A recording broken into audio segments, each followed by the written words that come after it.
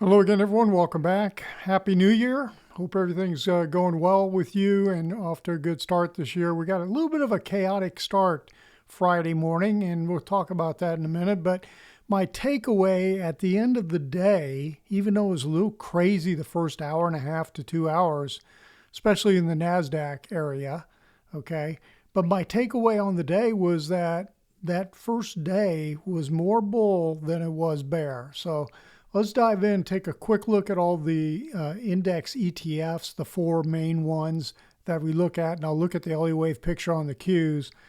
And let's start off here with the Dow Diamond. So on a weekly basis, look how the last 3 weeks have all been within the trading range of the week of December 7th.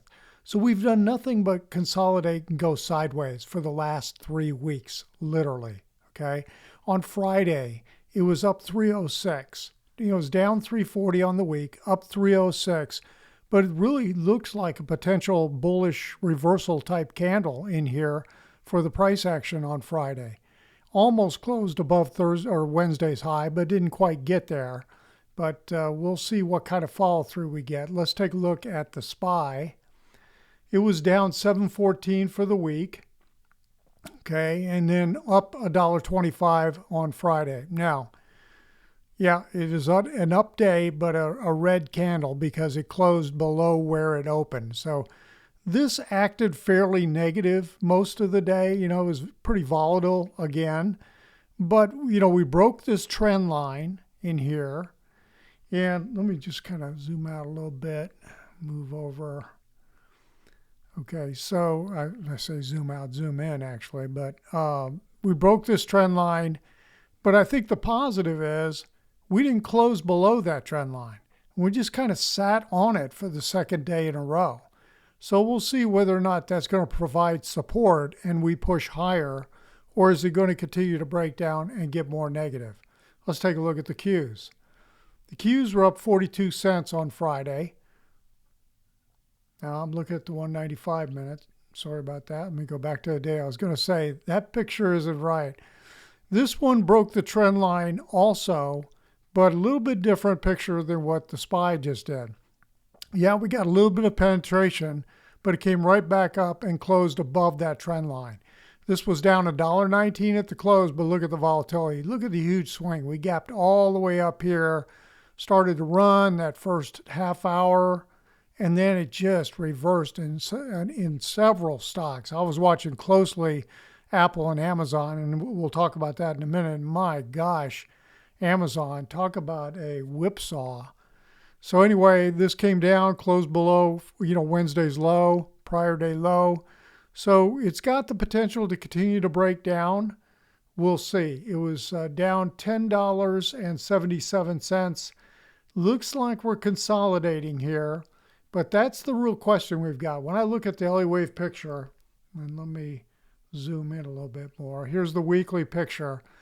I think we're still working this fifth wave within the fifth minor wave up of intermediate wave 3. Okay, so given that, we're looking for continued follow through to the upside, but I'll tell you the alternate count is right here. Okay, let me get my highlighter. It's right there. This high. If we continue to break down and we get much more negative and start, creating a series like we've already started, lower highs, we get some lower lows in here, and we start getting a lot more negative price action. I am definitely moving to the alternate count that says, hey, this fifth wave is already in at the October 29th high. So that's what we're watching. That's where we sit. We're still kind of in no man's land. The market really hasn't clarified its position. Okay, so that's where we sit on the Qs. It's the same thing on the SPY, same exact picture on the SPY from an Elliott Wave perspective. And let's take a look real quick at IWM. What did the Russell 2000 do? Up $2.32 on Friday. So look at this bullish candle, closing well above the prior day high, down 264 on the week. And again, we had a holiday shortened week, right? We had 4 out of 5 days. everybody's going to be back at their desk and their trading posts, and everybody's going to be back at it on Monday, January 5th. So we're going to get a full week of trading action here coming up, and we're going to find out which way this market wants to take it. So I'm not going to talk about the Elliott Wave picture here. I'm only talking about the Elliott Wave on the Qs today. Okay, I try to rotate through these in terms of what we talk about. But this has got the potential to continue a pretty strong bull move to the upside. Let's take a look at a couple of indicators. The VIX, of course, the VIX is hanging down here. Look how it tried to push.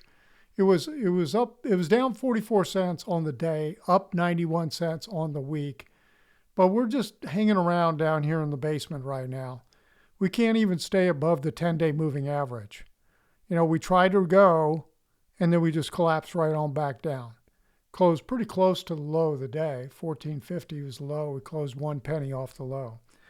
The McClellan oscillator, let me pull that over. So the McClellan oscillator is sitting at a minus 24, which in my book, it means it's in a basically a neutral position, you know, because I think of plus or minus 50 as kind of a neutral zone in here on the oscillator. We're not really stretching the rubber band much. We were slightly oversold as of at the end Wednesday. It was like minus 81, something like that. We bounced back up into minus 24. So we're really not much tension in the market right now where we're sitting. And when you look at the day on Friday, let me go back to the data.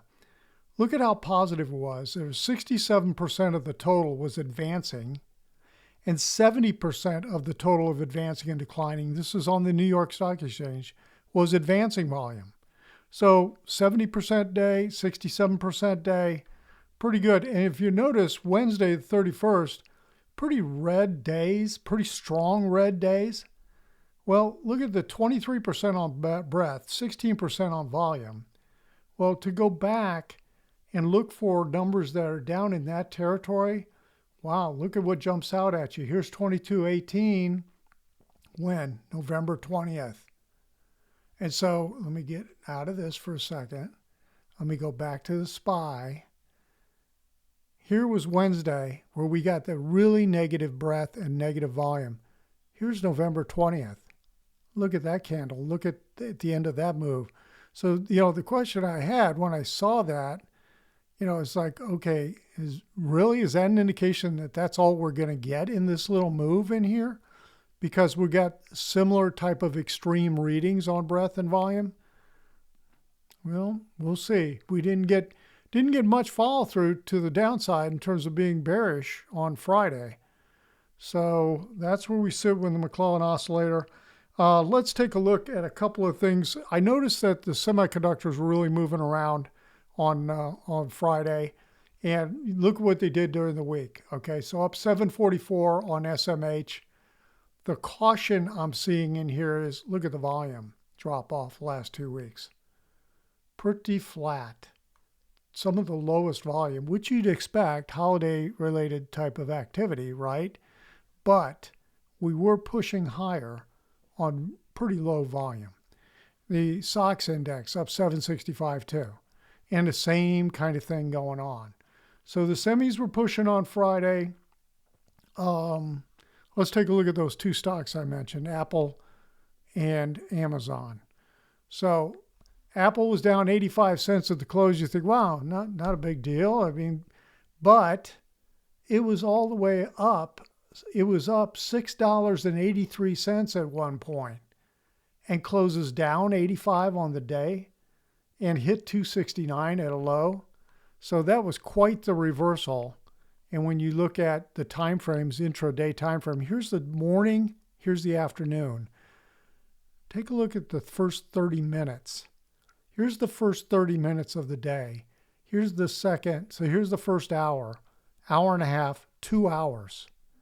And then we chop sideways for 2 hours or so, 2.5 hours. Then we do a mini rally towards the end. Pretty chaotic start in here. And it's a similar type of thing when we look at Amazon. I mean, Amazon was up 20 cents No, that's not right. I've got 195 minutes. Let's go to the day. It wasn't up 25 cents. I knew that. It was down 432 on the day. But at one point, it was at 235 high. We closed 226, so it was a lot higher. Okay, we had closed the prior day at 230.82. We were up almost $5 a share, and it reversed back down. Let's look at that 30-minute chart, and you can see here's what it did that first 30 minutes, and then we just collapsed for the next hour and a half. So similar kind of thing. First 2-hour collapse, chopped sideways, and it really didn't do much of anything the rest of the afternoon. So there were a few of these NASDAQ stocks like that, and there were some of the big names that really got whacked. But, you know, something like NVIDIA kind of held in there, actually, I think. Let me see.